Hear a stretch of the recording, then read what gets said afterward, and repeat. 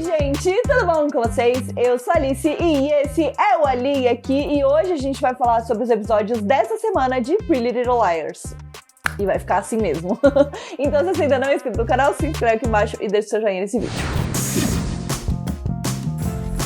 Como vocês sabem, Original Sim, a nova série de PLL, tá tendo episódios semanais, né? A cada semana a gente tem 2 ou 3 episódios por semana. E nessa semana a gente teve, então, os episódios 4 e 5. E eu vou falar pra vocês que a cada episódio que eu assisto, eu fico ainda mais animada com a série. Esse vídeo vai ter spoilers de todos os episódios que saíram até então, né? Incluindo, então, o 4 e o 5. Então, se você ainda não assistiu esses episódios, pausa esse vídeo, vai lá assistir os episódios, depois você volta. Mas tem vídeo aqui no canal, tanto dos 3 primeiros episódios com spoilers, quanto totalmente sem spoilers da série de uma forma geral. Então tudo que vocês quiserem tem vídeo aqui no canal. Inclusive tem vídeo com a Bailey Madison e com a Chandler Keenan, que fazem a Imogen e a Tab, que tá muito legal. Eu entrevistei elas, ficou incrível a nossa entrevista. Então vou deixar o link aqui pra vocês na descrição. E olha, a entrevista tá demais, sério mesmo. Eu gostei muito desses 2 episódios. Eu acho que é muito aquilo que eu tinha falado já nos meus vídeos. Os 3 primeiros, eles tiveram muito uma vibe de introdução. E eu acho que agora, né, nesses próximos episódios, a gente vai entender um pouco mais sobre aonde a série quer chegar com essa história que ela tá contando. Então, saíram algumas informações aí sobre a série. E uma delas, inclusive, é de que a gente vai descobrir quem é o A até o final da primeira temporada. E eu tô bastante curiosa.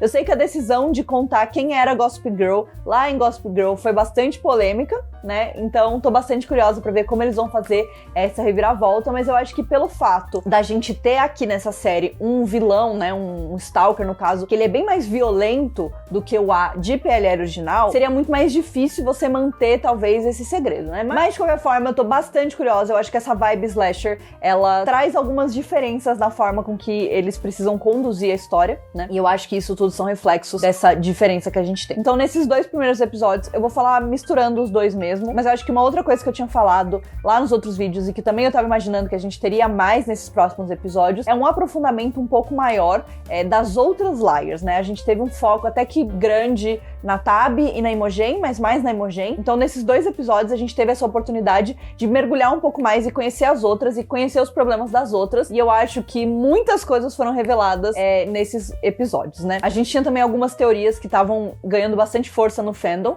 Uma delas era de que a Karen, né, na verdade a Kelly era a Karen e quem tinha morrido era a Kelly e a Karen tinha tomado o lugar dela, né? Eu acho que isso seria um movimento bem clássico de PLL, enfim, de séries assim de thriller, de mistério de uma forma geral. Tanto que a Farhan, ela começa a duvidar disso. E eu achei isso muito interessante, porém, isso me deixou com uma pulga atrás da orelha, porque se fosse de fato isso, será que eles já teriam colocado tão cedo na temporada uma personagem já desconfiando disso e já indo atrás, né? Então ela já começa a investigar, ela já começa a juntar as provas. Então eu fiquei um pouco assim, né? Eu acho que pode ser uma coisa como pode não ser. E no final das contas, com todas as conclusões ali de tudo que acontece, eu não cheguei a conclusão nenhuma sobre se ela é a Karen ou se ela é a Kelly. Eu acho que talvez essa seja muito da graça, né? Porque eu acho que algumas das coisas, então, que a Farhan vê sobre ela e que ela considera serem evidências, né? Que poderiam ajudar ela nessa teoria de que, então, a Kelly, na verdade, é a Karen e que a Karen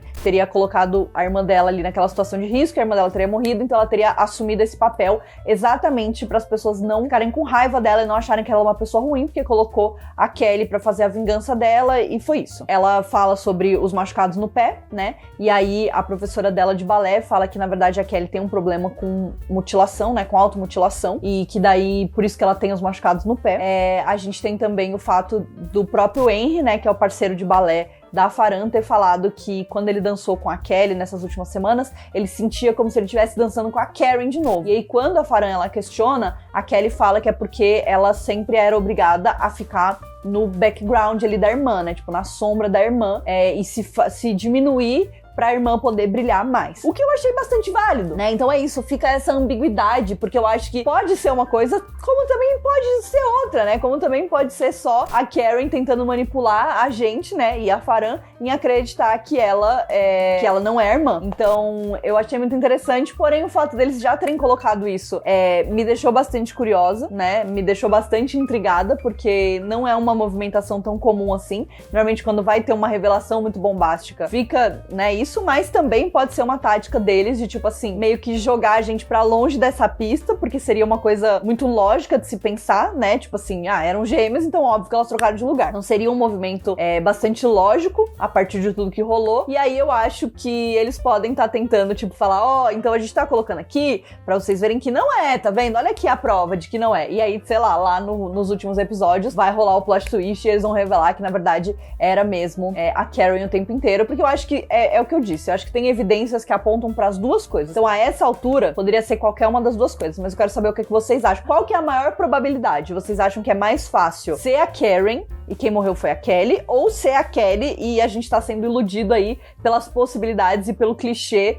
né, de você ter irmãs gêmeas e colocar uma pra trocar de lugar com a outra? Então, comenta aqui pra mim que eu quero saber. E a outra coisa tinha bastante a ver com a Mouse, né, porque ela é uma pessoa que tinha ali uma história meio estranha, e várias pessoas apontaram que na abertura da série, né, ela aparece ali com uma data de nascimento de 1992. Então, muita gente começou a questionar de que talvez a Mouse fosse mais velha do que a gente imaginava que ela era, né? Então ela estaria se passando por uma adolescente. E a Mouse, de fato, estava escondendo um segredo muito estranho, porém não era isso. Porém, também não descartaria isso completamente, né? Eu acho que tem uma coisa ali da Mouse com a idade, né? Ela é bastante infantilizada comparada com as outras meninas, né? Ela fala nesse episódio que ela tem 14 ou 15 anos, acho que 15. E eu acho que tem uma diferença bem grande, né? Entre ela e as outras meninas, até no jeito de se portar e tudo mais. E principalmente nesses dois episódios a gente viu bastante dessa super proteção das mães dela em relação a ela. Então a gente descobre que aconteceu algo no passado, né, no passado da Mouse, com a família delas,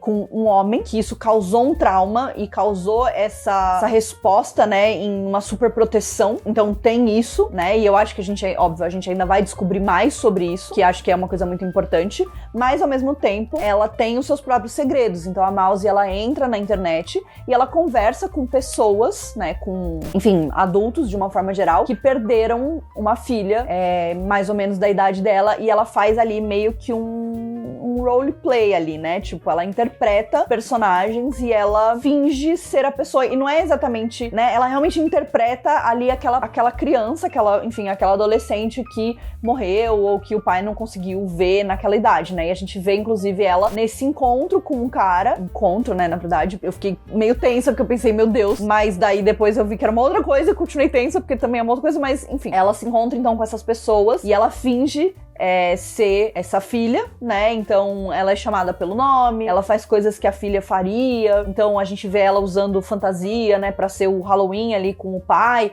o cara fala pra ela chamar ela de pai, e aí ele pede perdão, e ela... Então uma espécie de interpretação ali, um roleplay ali, que ela faz, e a gente vê depois que ela tem uma caixa com muitas fotos. E aí eu acho que isso pode ter muito a ver com também esse trauma que ela passou, pode ser uma forma dela de se desencilhar, né, e de se separar um pouco da vida que ela vive, que claramente é uma vida muito, muito, muito controlada. E então eu achei um desenvolvimento muito interessante. Outra coisa que a gente descobriu, basicamente todas elas tiveram um passo ali bem grande no desenvolvimento e da gente saber um pouco mais da história, né? Mas a gente já sabia um pouco da história da Noah em relação com a mãe dela e com as drogas. Teve um momento onde eu questionei se realmente era isso ou se a Noah tava falando isso pro namorado dela pra tirar o dela da reta de alguma forma, mas nesses episódios então a gente viu que realmente a mãe dela que tinha esse problema. A gente inclusive vê um flashback da mãe dela com a Angela Waters, onde a mãe dela deixa então a Angela Waters tomar a culpa por estar fumando ali do lado de fora, ali num lugar, e ela, né, tipo, é isso que o A fala então pra ela, que a mãe dela sempre joga outras pessoas embaixo do ônibus, né, pra tomar a culpa no lugar dela, e ela continua fazendo isso. O que eu achei tenso de tudo isso, né, foi a cena então que o policial chega,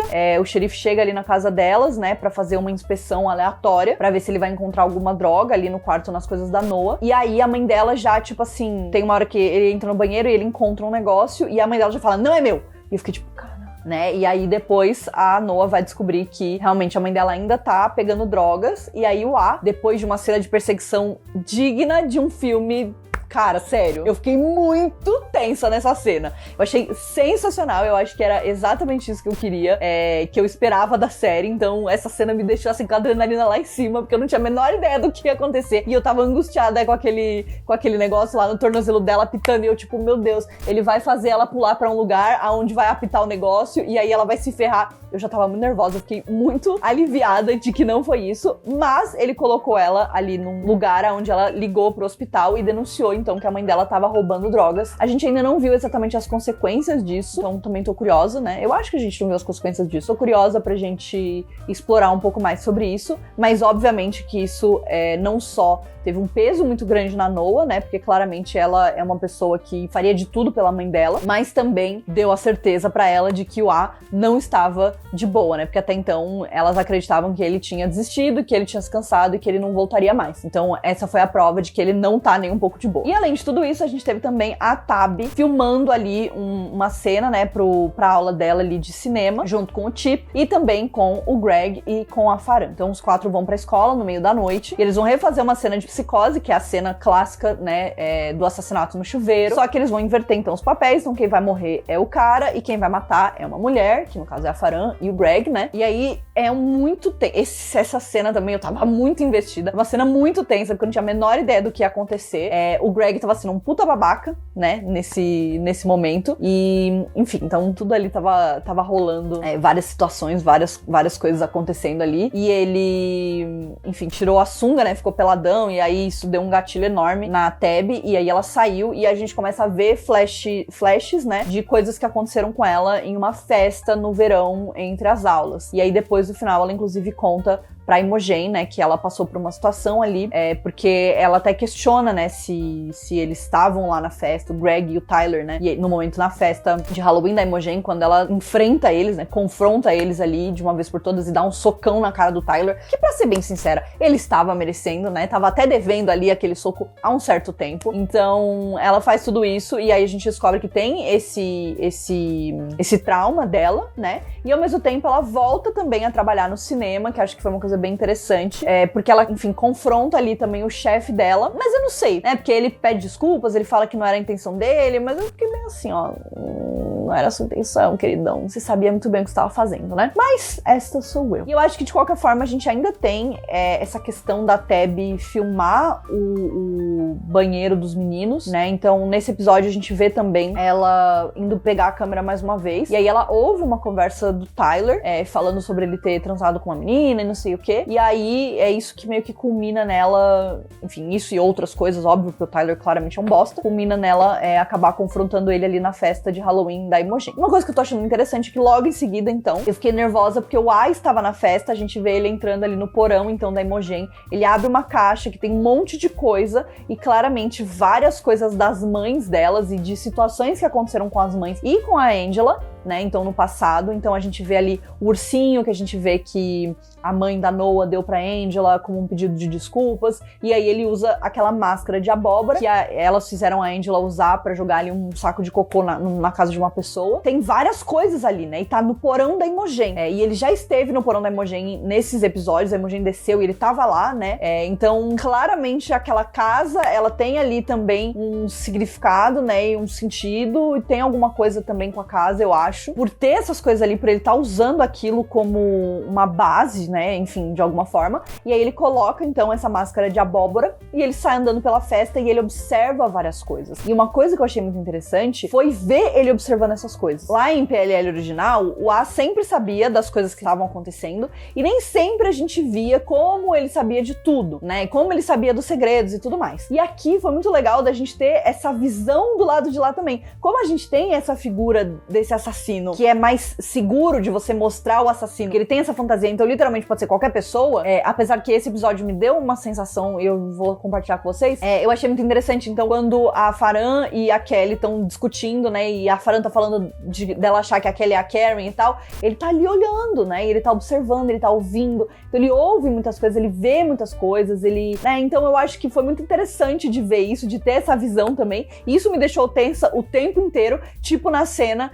que a Imogen tá lá em cima, ele tá ali na porta do banheiro, ela grita com ele, e ele sai, ele passa assim por ela, eu tava tipo, meu Deus do céu. Então cria uma tensão, né, por elas não saberem, tipo, até por ele ter trocado a máscara, né, no caso. Então, cara, achei muito bom. E Halloween é, tipo, um momento muito icônico pra PLL, então foi maravilhoso. O Tyler vai pro banheiro, porque a Tab dá um socão na cara dele, e aí ele tá ali no banheiro, e o A aparece e mata ele. Só que o Tyler é um cara grande, né? E o A mata ele com as próprias mãos. Então ele primeiro bate assim, né, ele na parede, e ele claramente fica ali meio desacordado, mas depois ele estrangula, né, e ele levanta assim. Então tem que ser uma pessoa forte, né? Então assim, eu já não acho que seria nenhuma das meninas, né? Claramente a Imogen, só se ela tivesse fingindo a gravidez. Tem gente já criando teoria de que a Imogen pode ter uma irmã gêmea por conta também de coisas que aparecem na abertura, mas assim, eu já começo a achar que a gente pode considerar que não vai ser só uma pessoa, né? Eu acho que, enfim, isso também é uma coisa bem clássica de PLL, a gente nunca tem só um stalker, né, só um assassino. Então, obviamente aqui, fiquei bastante curiosa e achei que seria uma pessoa que precisaria ser bem forte pra ter matado o Tyler do jeito que matou, assim, com as próprias mãos mesmo, né, e depois ter saído carregando o corpo, né, que eu acho que isso também são coisas que, como a gente não tinha isso lá em PLL, isso não era uma questão. É óbvio, tinha situações onde o A enfrentava as meninas e tinha ali meio que um embate corpo a corpo, assim, sabe, que era muito tenso, mas não chegava a esse nível, né. E então isso já me faz pensar em muitas coisas. Tipo assim, tem que ser uma pessoa que seja forte o suficiente pra fazer isso e pra